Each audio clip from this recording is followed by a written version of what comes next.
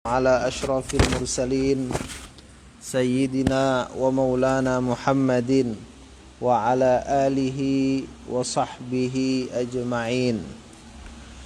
Baik, ikhwah fillah yang dirahmati Allah, pada malam hari ini insyaallah kita akan melanjutkan kajian tafsir kita, yaitu di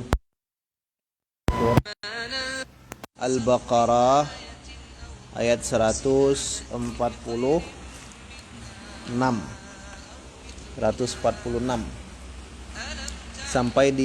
sampai di alinea yang ketiga, ya, dari ayat 146.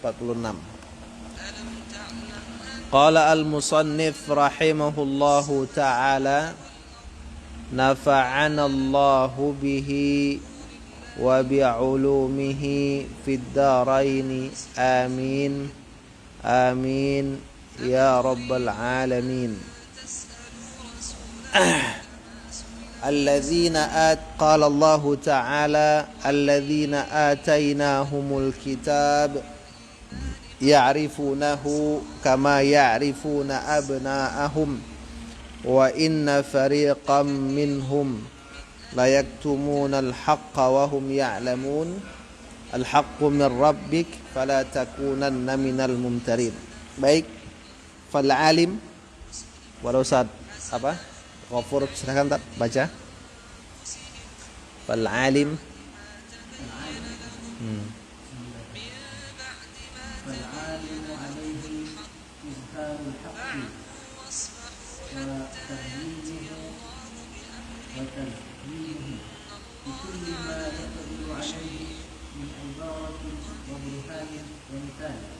وغير ذلك وإبطال الباطل وتمييزه عن الحق وتشريعه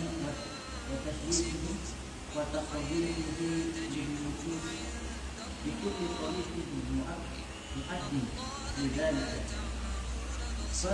فهؤلاء الكافرون عكسوا الأمر فانعكست أحوالهم الحق من ربك، أي هذا الحق الذي هو أحق أن يسمى حقا من كل شيء لما اشتمل عليه من المطالب العادية والأوامر الحسنة وتزكية النفوس وحثها على تحصيل مصالحها ودفع مفاسدها لصدوره من ربك الذي من جملة تربيته لك أن أنزل عليك هذا القرآن الذي فيه تربية العقول والنفوس وجميع المصالح. Baik. Bismillahirrahmanirrahim. Qala al-musannif rahimahullahu ta'ala, fal alim, maka adapun orang yang alim, ya, orang yang berilmu, yang mengetahui, adalah alaihi izharul haq, wajib atasnya, atas si alim tadi, izharul haqqi, apa? Menampakkan kebenaran. Jadi seorang alim tidak boleh menyembunyikan ilmu yang dia miliki. Dia harus menampakkan kebenaran. Dan watabyinuhu, menjelaskan kebenaran itu. Nah, gitu. Watazyinuhu, dan menghiasi kebenaran. Jadi supaya orang tertarik mengikuti kebenaran itu, maka seorang yang alim harus mengatur pola-pola tertentu agar orang itu merasa senang melihat kebenaran tersebut. Nah, gitu.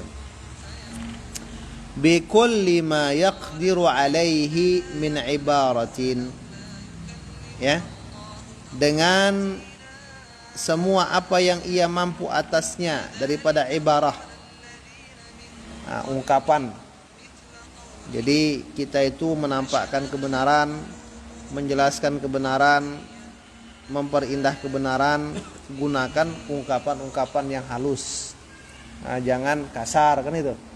Jangan menjatuhkan harga diri orang lain gitu kan.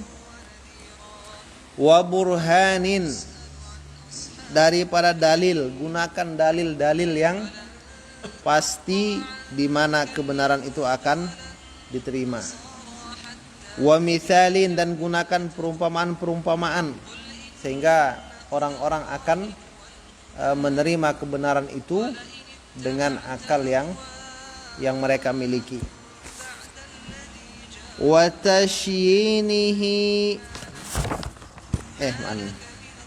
wa ghairi dzalik, dan selain itu. Jadi selain dari menggunakan ibarah, dalil, misal dan yang selainnya. Pokoknya apapun yang kita bisa untuk menzahirkan kebenaran tersebut. Wa ibtalul batil, dan wajib bagi seorang yang alim itu untuk membatalkan yang batil. Menjelaskan yang batil, bukan membenarkan yang batil. Wa tamyizuhu, dan membedakan yang batil anil haqqi, dari yang benar. Ini batil, ini benar. Jadi kita bedakan mana yang batil, mana yang benar. Wa tashyinuhu, memburukan yang batil. Nah, kalau yang batil itu posisi buruknya kita burukkan. Misalnya, apa efek negatif dari dosa ini? Apa efek negatif dari perbuatan ini? Kalau memang dia batil, jelaskan itu. Nah, gitu. Wa taqbihuhu linnufus, dan menjelekkannya untuk jiwa-jiwa, pengaruh negatif dari kemaksiatan itu kepada diri manusia. Nah, jelaskan itu pada orang.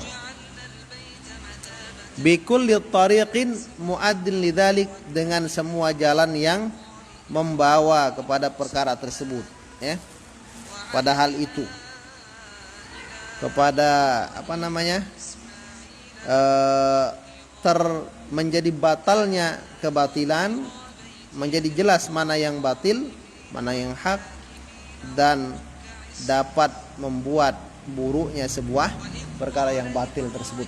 Nah, kita upayakan dengan segala macam cara.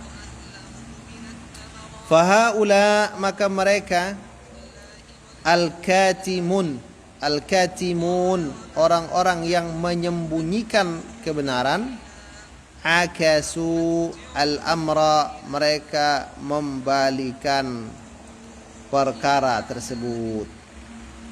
Jadi seharusnya yang zahir itu dinampakkan, ini sebaliknya, mereka malah menghilangkan, menyembunyikan kebenaran tersebut. Itu al-katim, orang-orang yang menyembunyikan ilmu yang dicela oleh Allah Subhanahu wa ta'ala. Fan'akasat ahwaluhum, maka terbaliklah keadaan mereka. Akhirnya seharusnya ya terbalik, ya. Jadi posisi mereka jadi terbalik. Yang menjadi kewajiban orang alim akhirnya menjadi sesuatu yang tidak dilakukan oleh seorang yang alim tersebut ketika dia menyembunyikan ilmu. Al-haqqu mir rabbik. Al-haqqu, kebenaran itu adalah dari Tuhanmu. Ai hadzal haqqu alladhi huwa ahaqqu an yusamma haqqan min kulli syai'. Jadi al-haqqu mir rabbik, kebenaran itu adalah dari Tuhanmu, yaitu hadzal haqqu, kebenaran ini, alladzi, yang, huwa, ya, adapun ia, ya, kebenaran, ahaqqu, lebih layak, ayyusamma haqqan, lebih layak bahwa ia dinamakan akan kebenaran. min kulli syai', dari segala sesuatu. Jadi artinya kebenaran yang dari Tuhan itu adalah kebenaran yang memang dia itu standar kebenaran mutlak. Tidak ada ukuran kebenaran kecuali kebenaran yang ada dari Allah. Gitu. Jadi selain perkara yang bersumber dari Allah, maka mereka itu tidak bisa menjadi ukuran kebenaran. Jadi kalau kita mau menentukan ini benar, ini salah, standarnya itu ya wahyu Allah, gitu. Apa yang dari Allah. Bila bertentangan dengan apa yang dari Allah, maka berarti dia telah menentangi standar kebenaran. Itu dia. Jadi bukan wahyu Allah itu dicocokkan dengan akal manusia. Nah, nanti akhirnya bisa beda-beda menerjemahkan wahyu kan itu. Tapi akal manusia itu distandarkan dengan wahyu Allah. Itu maksudnya. Kenapa kebenaran mutlak yang paling layak dikatakan kebenaran itu adalah yang bersumber dari Allah? Lima ishtamalat alaihi minal matalib al-aliyah. Karena apa yang mencangkup, ya, karena perkara yang mencangkup di atasnya, di atas perkara, minal matalib, daripada tuntutan-tuntutan, ya, al-aliyah yang tinggi, wal awamiril hasanah, dan perintah-perintah yang baik. Kenapa standar kebenaran itu dijadikan tolak ukur yang paling benar itu dari Tuhan, dari Allah? Karena padanya ada tuntutan-tuntutan yang tinggi, perintah-perintah yang baik. Wa tazkiyatin nufus, dan pembersihan jiwa-jiwa. Wa hathiha ala tahsili masalihiha, dan pendorong jiwa di atas mendapatkan kemaslahatan jiwa, wa daf'i mafasidiha, dan menolak mafsadat jiwa. Jadi standar kenapa yang bersumber dari Allah itu dia disebut dengan kebenaran yang paling layak untuk dikatakan kebenaran, karena di situ ada tuntutan yang tinggi. Nah, perintah agama itu apa? Tuntutannya itu tinggi, derajatnya itu bergengsi. Perintahnya itu baik, mengandung kebaikan. Di dalamnya ada pembersihan jiwa, dan bahkan ajaran agama itu mendorong jiwa untuk bisa mendapatkan kemaslahatan dan menghindarkan kemudaratan. Maka itu standar kebenaran. Contoh, misalnya dalam ajaran Islam, kenapa ada syariat? Misalnya kita itu diwajibkan berzakat bagi orang yang punya harta. Nah, di situ kan ada perintah yang mengandung hikmah yang tinggi, ya kan? Mengandung kebaikan, ada unsur pembersihan jiwa, dan bahkan di situ ada maslahat dan menolak mudarat. Nah, jadi kalau kita renungkan itu, maka kita akan mengatakan benarlah perintah ini merupakan kebenaran yang mutlak yang bersumber dari Allah. Nah, gitu.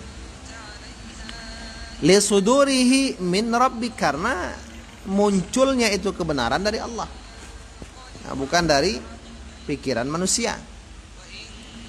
Alladzi min jumlati tarbiyatihi laka, yang dari kumpulan tarbiyahnya Allah untukmu, ya, pendidikan Allah kepadamu, an anzala alaika hadzal Qur'an, bahwa Allah menurunkan atasmu ini Al-Qur'an, ya kan? Alladzi fihi tarbiyatul uquli wan nufus, yang padanya ada pendidikan akal dan jiwa, wa jami'ul masalih, dan seluruh kemaslahatan. Tarbiyatu al-uquli wan nufus, pendidikan akal dan jiwa, dan padanya ada jami'ul masalih, seluruh kemaslahatan, maslahatan. Nah, gitu ya. Atau jami'il masalih, padanya ada tarbiyatu jami'il masalih, pendidikan terhadap seluruh kemaslahatan. Tapi kayaknya pasnya jami'ul masalih, ya kan? Padanya ada seluruh kemaslahatan. Nah, ini hikmah atau jawaban kalau ada yang bertanya kenapa standar kebenaran mutlak itu ada pada Allah, ya. Fala takunanna minal mumtarin, maka janganlah kamu termasuk dari orang-orang yang meragui. Ai fala yahsulu laka adna syakkin wa ribatin fihi, maka tidaklah tercapai untukmu, ya, maka tidaklah tercapai untukmu serendah-rendah keraguan pada kebenaran. Maka tidak akan tercapai untukmu serendah-rendah keraguan pada kebenaran. Atau ay fala yahsul laka, maka janganlah tercapai untukmu serendah-rendah keraguan pada kebenaran. Bal tafakkar, bahkan renungkanlah olehmu pada kebenaran itu. Renungkan dia, ya kan? Wa ta'ammal, teliti dia, hatta tasila bidzalika ila yaqin, sampai kamu tuh sehingga kamu tuh sampai dengan itu perenungan, penelitian, ya kan, kepada keyakinan. Jadi prinsip kita itu menghadapi sesuatu, pertama renungkan, teliti. Nah, itu dia. Jadi orang kalau seperti ini, maka dia akan bisa menemukan kebenaran, gitu. Tapi kalau dia menolak, maka kadang-kadang perkara yang benar itu tidak akan bisa ditemukannya, gitu. Li'anna tafakkura fihi la mahalata dafi'un lisyak, karena perenungan pada kebenaran la mahalata, tidak dapat tidak, dafi'un, ya, itu menolak lisyak, bagi keraguan, musilun lil yakin, menyampaikan bagi keyakinan. Jadi fungsi merenung, ya, merenung dengan metode yang benar, ya, dengan jiwa yang benar, itu akan menghasilkan kepada keyakinan dan akan menolak keraguan. Itu dia.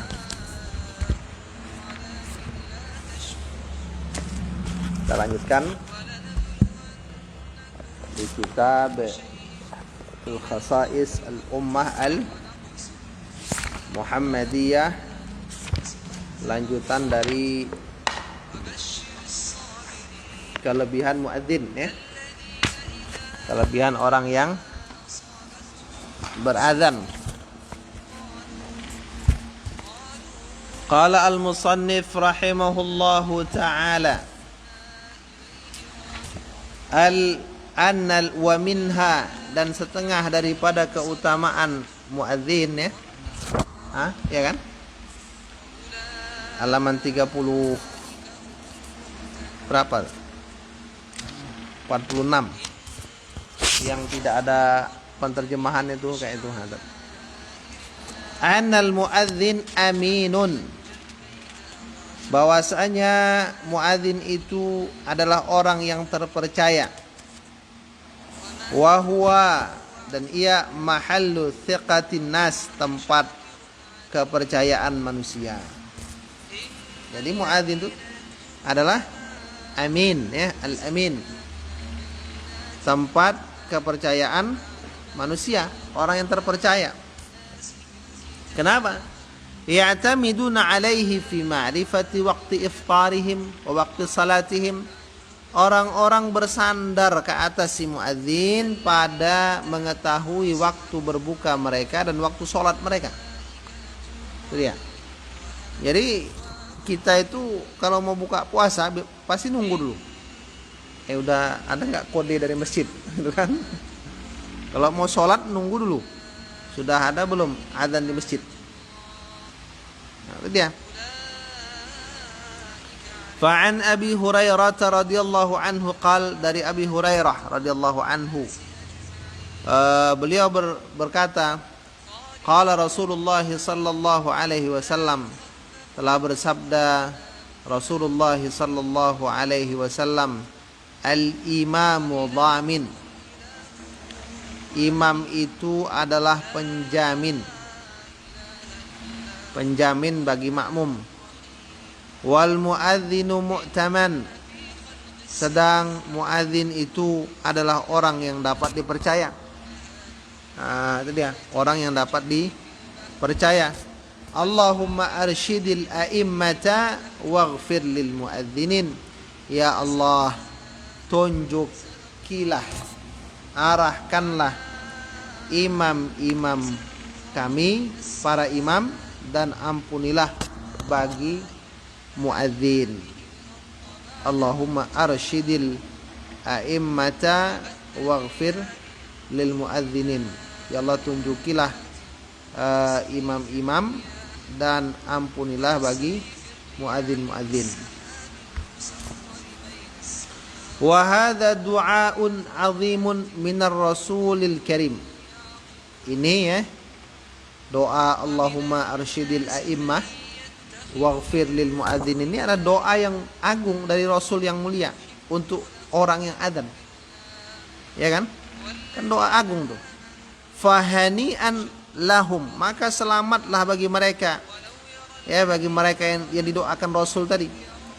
Bi hadhihi du'a, bi hadhihi da'watin nabawiyyatil mujabah, dengan ini, dengan doa Nabi yang mustajabah ini, yang diterima ini, yang didengarkan ini, yang dikabulkan Allah ini. Ya kan? Waghfir lil muadzinin, ampunilah orang-orang yang adzan. Nah, itu dia. Rawahu Abu Daud wa Tirmidzi wa Ibnu Khuzaimah wa Ibnu Hibban fi sahihaihima illa annahuma qala fa'arsyadallahu al-a'immata wa ghafara lil muadzinin. Maka Allah membimbing para imam-imam dan telah mengampuni bagi orang-orang yang adzan. Jadi kalimat itu kalau riwayat Ibnu Khuzaimah dengan Ibnu Hibban itu enggak bentuk doa, tapi bentuk berita. Kan ada al-imamu dhamin wal muadzin mu'taman. Imam itu adalah penjamin dan muadzin adalah orang yang dapat dipercaya. Maka Allah telah membimbing para imam-imam dan telah mengampuni para muadzin. Nah, ini dalam riwayat Ibnu Khuzaimah dan Ibnu Hibban. Wali Ibnu Khuzaimah riwayatun, tapi pada untuk riwayat Ibnu Khuzaimah itu, bagi Ibnu Khuzaimah ada riwayat riwayat Abi Daud, seperti riwayat Abu Daud juga yang isinya doa. Nah, gitu. Wa minha, dan setengah daripada keutamaan muadzin, annal muadzin yatrudu bi adzanihi syaitan, bahwasanya muadzin itu mengusir dengan adzannya syaitan. Ternyata muadzin itu adzannya dapat mengusir setan. Fa'an Jabir radhiyallahu anhu qal, sami'tu Rasulullah sallallahu alaihi wasallam yaqul, inna syaitan idza sami'a an-nidaa bis-shalah dhahaba hatta yakuna makana ar-rawha. Setan itu, kata Rasul, kalau dia mendengar seruan azan untuk salat, dia pergi sampai yakuna, sehingga dia tuh berada di mana? Makana ar-rawha, adalah ia itu pada makana ar-rawha, tempat hamparan luas yang tak kedengaran lagi azan. Lari terbirit-birit. Kenapa? Jangan terdengar azannya muadzin. Qala rawi war-rawha minal Madinah ala 36 mailan. Jadi Rauha tadi, tempat Rauha itu kan makan Rauha tadi kan, daerah Rauha itu dari Madinah, dari kota Madinah. Jadi alif lam itu lil ahad di situ. Madinah itu kan kota, tapi ketika dimasuki alif lam maka lil ahad, lil ma'hud ya. Lil ma'lum menunjukkan kota Rasul, kota Madinah. Itu ala pada 36 mailan, 36 mil. Dari Madinah. 36 mil dari Madinah. Wahia Rauha itu allati tu'raful yaum, yang dikenal sekarang Bi'ir Rahah, dengan sumur Rahah. Ba'dal Musaijid, setelah masjid kecil ya, setelah masjid kecil. 36. Ini Musaijid nih ya, masjid kecil ya, isim tasghir. Qala An-Nawawi, berkata Al-Imam An-Nawawi rahimahullahu ta'ala, waqila, dikatakan, innama yudbiru syaitan, hanya saja ya, larilah siapa syaitan, li'idhami amril adhan, karena agungnya urusan adhan. Lima ishtamala alaihi, karena perkara yang melingkupi atasnya ya, karena sesuatu yang melingkupi atasnya ya, atas adzan itu, min qawaid tauhid, karena sesuatu yang istamala, melingkupi, alaihi, atasnya adzan ya, min qawaid tauhid, dari kaidah-kaidah tauhid, wa idhari sya'airil Islam, menampakkan syiar-syiar Islam, wa i'lanihi, dan mengumumkan syiar-syiar Islam itu. Makanya setan lari. Nah, itu dia. Wa qila liyasihi min waswasatil insan indal i'lani bit tauhid. Ada lagi yang mengatakan, kenapa setan lari? Karena keputusasaan setan dari membisikkan kepada manusia, dari was-wasnya terhadap manusia di saat pengiklanan ketauhidan. Jadi ya, maka dia lari. Berarti di sini kata Imam Nawawi ada dua pendapat ya, tapi pakai qila, lafaz tamrid ya kan, qila dikatakan, tapi siapa yang mengatakannya gitu, belum tahu. Cuma persepsinya, kenapa setan lari?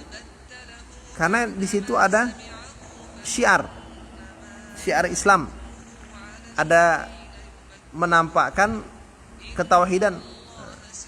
Ada lagi yang mengatakan setan putus asa di saat itu dari menggoda manusia gitu. Wal muadzinun hum min ahabbil ibadi ilallah, orang-orang yang azan mereka adalah hamba-hamba yang paling Allah Subhanahu wa taala cintai ya. Baik, mungkin kita cukupkan dulu dari sini. Masih tentang keutamaan muadzin ya. Demikian, subhanakallahumma bihamdik, asyhadu an la ilaha illa anta, astaghfiruka wa atubu ilaik. Assalamualaikum warahmatullahi wabarakatuh.